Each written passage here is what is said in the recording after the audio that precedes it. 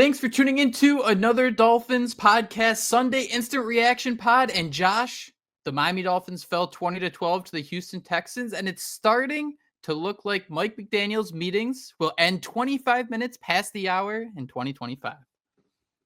You just had to say that part, didn't you? That's the most painful thing of all, man. But we've been fans just about our entire life, and we have yet to see this team do really anything meaningful. And I mean, we knew the season was going to eventually, come to an end, and we didn't really like our odds. But in this fashion, on this day, it definitely hurts a little bit. On a day where we, the Dolphins, held the Houston Texans to 20 minutes, man, I'd be feeling pretty confident. We understood that Anthony Weaver, this defense, would have a pretty good foundation to what CJ Stroud is going to try to do on offense. But I don't think any of us, no matter how many times you shake that magic 8-ball, Tua Tagovailoa, 3 interceptions, a fumble lost. And Josh, I think the thing that kind of bothered me even more than all that, you consider that Teron Armstead doesn't play. Kendall Lamb, Mike McDaniel was very optimistic that Kendall Lamb would be available for this game. He was not. So the Dolphins started some Cincinnati Bengals former second-round pick. His best work came when he was stepped in at guard during their playoff run. He was never a consistent starter. But Josh, what's so crazy to me, and where I'd love to get your thoughts, is Tua was sacked 3 times. CJ Stroud was sacked 4 times, as they were also shuffling the deck on the offensive line. Why does it feel like that so often where Tua has time in the pocket? We love him for his quick instincts and how quickly he gets rid of the ball.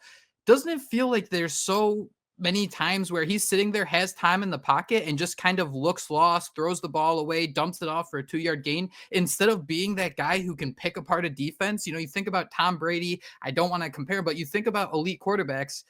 The longer you give them in the pocket, the more, the better they're supposed to be. They're supposed to take advantage of the defense. They're supposed to pick it apart. And on Sunday, it looked like a situation where the longer Tua was in the pocket, the less likely a play was going to be made. Yeah, I mean, you're absolutely right. And I think a lot of it does sound like, the Texans were disguising a lot of those coverages, right? I think Tua after the game called it tricky twos, dropping back into cover 2 and things like that. So they were showing them different formations. But you're right, man. When you have that much time, you expect Tua Tagovailoa to just find an opening, to find something other than Devon Achane, 2 yards behind the line of scrimmage or in the flats or whatever it was. So there's definitely a foundational or a schematic, we got to completely rebuild this entire offense because things are not working out. But you'd hope, Tua Tagovailoa with that much time could, make some plays to a guy like Jalen Waddle, to a guy like Tyreek Hill. And as you mentioned, man, it turned into what? One was a throw right into the safeties, the heart of the safety. The other one was behind Stingley Jr. on whatever that route was on the sideline. I mean, Tua Tagovailoa played one of his worst games. And again, when you wanted him to rise to the occasion to show that it wasn't the same Tua, the same Dolphins, regardless of how much time he had in the pocket, regardless of how much of a makeshift offensive line he had, they crumbled, man. They crumbled in prime time, not prime time, but with all the lights watching them, season on the line, the entire team crumbled. From our good friend Brian Catt, I won't stop reminding Dolphin fans that Mike McDaniel is 1-17 versus playoff teams in their last 810 calendar days. 1-17. And Josh, the way this game played out, special teams issues, defense did enough. This felt like it could have been that Dallas Cowboys game 2.0, where it's a bunch of field goals and you somehow win the day. I thought it was so strange to me that they continued to go after Stingley after he got that first interception. You mentioned that, just trying to get comfortable with Tyreek Hill and Jalen Waddle. And, something I tweeted out yesterday, and I didn't do a good job of explaining this. I'm so tired of how confident Tua looks when he just throws a ball and it just lands in a defender's chest. The Dolphins are 1-17 versus playoff teams in their last 810 days. Those things are not a coincidence. These better defenses understand how this offense works. When you're facing these good teams, Josh, we can't rely on 6, 7, 8 coin flips. You talk about that last interception of Tyreek Hill. There's a strong argument to be made that Tua underthrew that ball. There's a strong argument that Tyreek Hill could have brought in that ball making $30 million a year. There's a great argument that Derek Stingley was absolutely awesome and he just broke the Miami Dolphins down, and that the Dolphins didn't have a player that could step up to that occasion. To me, man, I just kind of look at the fact that Jalen Waddle, he got rolled up on early. He finished the day. He wasn't targeted twice. that to me speaks to the bigger issue of like you have somebody go down and all of a sudden the offense can't do anything. I feel that this offense would have looked at least slightly better. I mean, this was a team that scored 30 points in 3 of the last 4 games. Do you think that this offense would have at least looked like it didn't have 2 left feet, maybe less of the Tommy Pickles walking style if they didn't or if they had Jalen Waddle available for all 4 quarters? Probably, but I mean, I just hate how it's always just the what ifs with the Dolphins, right, man? It's what if Tua can stay healthy? What if Jalen Waddle's out there in the field? I mean, heading into this, I mean, I felt like we kind of like this matchup. I know a lot of people were talking about, and I know we discussed it as well. The middle of that Texans defense was open, right? There was going to be ways to pick it apart. And again, I mean, people seem to just jump through hoops to try to put the blame anywhere else than Tua. I mean, I think Tua said on this first interception that Tyreek should have crossed the defender. I'm going back and looking, man. I don't know if that ball is getting completed either way. I mean, and you mentioned him being cocky. I mean, he fakes the toss, and it almost just looks like he's right up, cocks the ball, and just throws it to a spot where whether he knows there's a guy there or not. So I don't know, man. It just again sucks at this team every single time when you want them to show that they're not that same team and to be still in this game, 20-12, man, late in the game. I mean, you mentioned the Stingley pick late there to shut that thing down. Whoever you want to fault for that, the Dolphins still had a chance, man, in this one to go down there and to somehow tie this thing. So it's just crazy, man, how many little mistakes had to happen for the Dolphins to fumble this one. And again, hat tip to the Houston Texans, but I don't think that they did anything, too crazy other than just sit back and let that ball come to them. Sit back and let the Dolphins beat themselves. And I think it was Joe Schad of the Palm Beach Post had an excellent post. And I don't think this would have made anything different. But think back, man, when the Dolphins let go of David Long Jr., what happened the following week? Anthony Walker gets hurt. Dolphins let go of Odell Beckham Jr. What happens the following week? Jalen Waddle gets hurt. I'm not saying having Beckham out there would have been a difference maker, but man, there's just such a fundamental issue with this offense that they just cannot get other people. Why has River Craycraft been here for 3 years if you're not going to throw him the ball when he's been out there and you preach the importance of chemistry and these guys needing to know the offense? Why is he going to be on the field? And Josh, there are even plays where he's running open and instead, you're forcing it to Tyreek. And think about it. It's no surprise that opposing defenses are going to try to shut down your best receiver. Josh, Nico Collins on Sunday, 4 for 17 for 2 touchdowns. That's not somebody who absolutely dominated the game. That's somebody who, when you needed your best players to be a stud, he was that. Let's go back to the Packers game, Josh. Jaden Reed, their number 1 wide receiver. Romeo Doubs is out. The injuries they're dealing with. He had 2 or 3 receptions for 24 yards. And 2 touchdowns. Like, the thing with this Dolphins offense, it's just like you're trying to make these complex issues to get these simple solutions, 5-yard gains. Josh, we were writing these passion pieces. Wow, look at what a tight end can do to this offense. It opens everything up. And it just seems like for everything McDaniel has done well, he just reverts back where there's these plays developing and there's these situations where you have Devon Achane carrying the ball for 12 times for 41 yards. Again, the running offense being able to do nothing. And you don't switch it up. You do not try anything different. Yes, Raheem Mostert got 6 carries, but then you look at the Houston Texans. Tank Dell, 1 carry for 15 yards. They got their 3rd string running back involved with 1 carry for 35 yards. Mike McDaniel's supposed to be one of these creative guys, and all of a sudden the offense has devolved into F it, Tyreek's down there somewhere, and as a result, he goes 2 for 7 for 36 yards and some sad interceptions.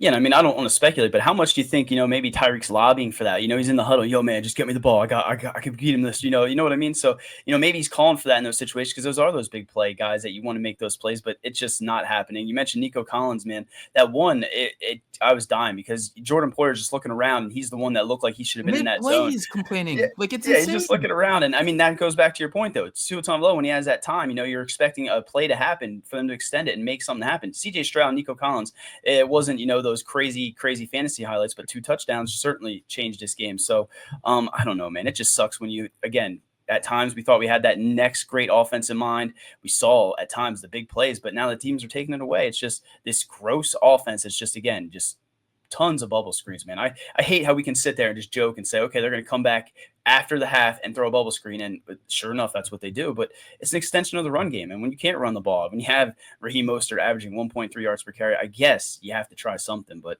it's not working, man. And I don't know what will. I understand why you have to give Tua the contract extension. I understand why they did it. I don't think he played well, but man, like Tyreek Hill just this season, like what happened 5 months ago, he was the best player in the NFL. Josh, that's not just like the slant boy who takes it the distance. That's just all of a sudden like you are the greatest player in the NFL. Nobody is stopping you. And all of a sudden, man, he's Mike Wallace. Like the fall off has just been insane. And the fact that the Dolphins gave him that contract extension looks so bad right now. Because this offense can't look any different. It's going to look the same next year. And we're going to have to hope that Mike McDaniel has things feeling different. And you're going to hope, hey, let's hope everyone stays healthy because the Miami Dolphins aren't going to have the proper depth right again. It's just so strange to me, man, that 5 months ago, you have guys sitting on the sideline as Tyreek runs for a 70-yard touchdown. There he goes again. There's nothing we can do about it. And all of a sudden, man, like second play of the game, you have Stingley jumping an out route, and you have Trent Green on the broadcast saying like, "Oh God, like Stingley's jumping these out routes. That means they're going to be able to open things up downfield. There isn't safety help. You do an out and up, and all of a sudden you do a pump fake. Tyreek would be gone." The Dolphins never tried that. They had time. Like I understand they were down their top 3 tackles. Tua was sacked 3 times, and there were multiple times where he had time in the pocket. The fact they never tried that once where you saw there was that isolated coverage and you knew they were being aggressive, man, that's crazy to me that you're just going to kind of put this offense in such a hard to figure out box. Unless you're a defense, they figured it out. Yeah, I mean, it's just sad because, like you mentioned, man, they gave Tyreek Hill that contract. I see some people, debating whether they can trade him. I mean, you can't even imagine what a team would give up at this point for him or what you could get in return. And I don't know that really helps anything. I mean, this team maximized all they could by bringing in different playmakers, by doing as much as they could with this roster. And again, man, it feels like this window is somehow the door just kind of slammed closed on us. And it hurts. It hurts again, because on paper heading into this year, it felt like we were on cloud 9, right? Yep. This team, this man, we're coming back after what we saw last year, man, it's all going to come together. And as soon as the schedule got difficult, man, the same old Dolphins reared their head and fell apart. It wasn't all bad, though, right? Was there any good you want to talk about from this? I mean, I feel like we're just absolutely complaining. Chop Robinson being in the backfield all game long. I mean, yeah. I was on FanDuel today, man, and I was looking at just the different award races, and it's crazy that we're going to say that Tua didn't play well when Josh Allen throws 10 touchdowns in 2 weeks, but that's neither here nor there when I'm looking at the MVP race. Rookie Defensive Player of the Year, dude, I think Chop Robinson's up to 4th. He has been playing so well, and it's just so impressive that for this team where the defense has been so bend and don't break, and they haven't been able to force a lot of turnovers, they haven't had those wow factors, those guys that jump off the screen. Man, Chop Robinson does it. Sometimes he's not going to get there, and I think there are going to be those stretches still. He's such a young player where it might be like 3-4 games without a sack, but just like Jalen Phillips' rookie year, man, I think he finished strong with like 4 sacks in 3 games, and you're going to have those up and downs, but one consistent is you can see him when the ball is snapped. He looks so different than everybody else on the screen. It's so cool to watch. Yeah, it's that initial first step. I mean, there's honestly times where it's like fast and the speed of light, man. Like he's already have 2 steps in the backfield before the rest of the offensive line even moves. I just wish that, that we could, I just hope, I guess I should say, I just hope that our biggest, what if we love doing as Dolphin fans isn't what if we had a healthy Jalen Phillips and a healthy Chop Robinson opposite them? Because, dude, I mean, this defense would, and again, no fault against the defense in this one. I think if you hold the Texans to 20 points, you should win. But just thinking about some of the different pieces they probably thought they may have gotten throughout the year, had at the beginning of the year that they don't have now, would love to have seen that with this defense. I wonder, do you think there's any shot Bradley Chubb plays now? Yeah, I don't even know if I'd risk it. I mean, because he's still one of those guys that we all kind of hypothesized, are the Dolphins going to like move on from him and sign Phillips? But now the injury kind of F's all that up. So that's another what if, though, man. If you get Bradley Chubb, healthy Jalen Phillips, and a Chop Robinson, good God almighty, man. Like, would any quarterback survive that type of beatdown throughout a 60-minute game? I don't think so, man. And that's just, like you said, one of those things that make this season so frustrating. Whether you're listening to this on the podcast feed, whether you're on 560 WQAM YouTube channel, Josh, this question is going to make a lot of people mad. Would anybody inside the organization see 9-8 would see a 5th straight winning season as a success this year?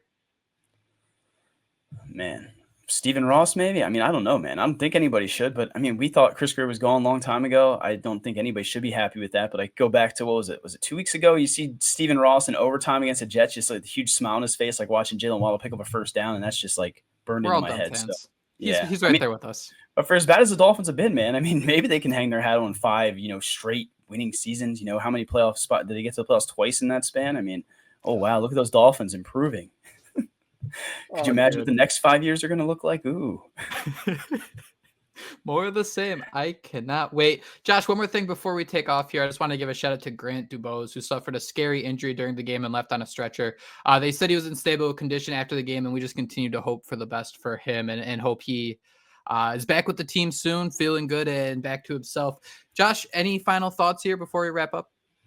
No, I'm glad you brought that up because that was, I mean, we've seen it throughout our times watching football, but I don't know, man. Way It too just much, man. made me feel sick. And just the fact that, he's kind of battled back to get back on the field and then to have that happen. So definitely thoughts and prayers with him. I guess if I got to try to end with some good stuff, I want to again give a shout out to John Smith, 9 of 11, 48 yards. He only had 48, but he had that touchdown. He had that nice touchdown on fourth down. I want to give him props on that. And then Malik Washington at 5 of 6 catches for 52 yards. Again, not anything crazy statistically, but more than Odell Beckham Jr. did throughout this season. So you can see some young players. That's really what I want to see over these next few weeks. Some of these young guys get more playing time and, see who the Dolphins can build around. I mean, because obviously, man, like we say, whether it's Chris Greer, whether it's Mike McDaniel, those guys might stay in place, but this organization, this team, they need to build it differently because ignoring the trenches, watching Liam Eichenberg get beat every freaking play, investing so much in those receivers who, kind of wither away to nothing in the biggest games. You got to invest that money elsewhere. So down bad right now, man, but we're going to be doing this again later this week because we love this team and you're never, ever going to be able to get rid of us. And week 15, Miami's playoff hopes have pretty much come to an end, and nobody would have expected it. Malik Washington being the team leader in receiving yards. That is it. That is all the time we have today on Another Dolphins podcast. We are hoping to record another show Tuesday night about what we kind of wish the Miami Dolphins were doing differently entering this critical 2024 season. But that is it. That is all the time we have today. Go and enjoy your Monday. And until we talk to you next time, fins up. Fins up.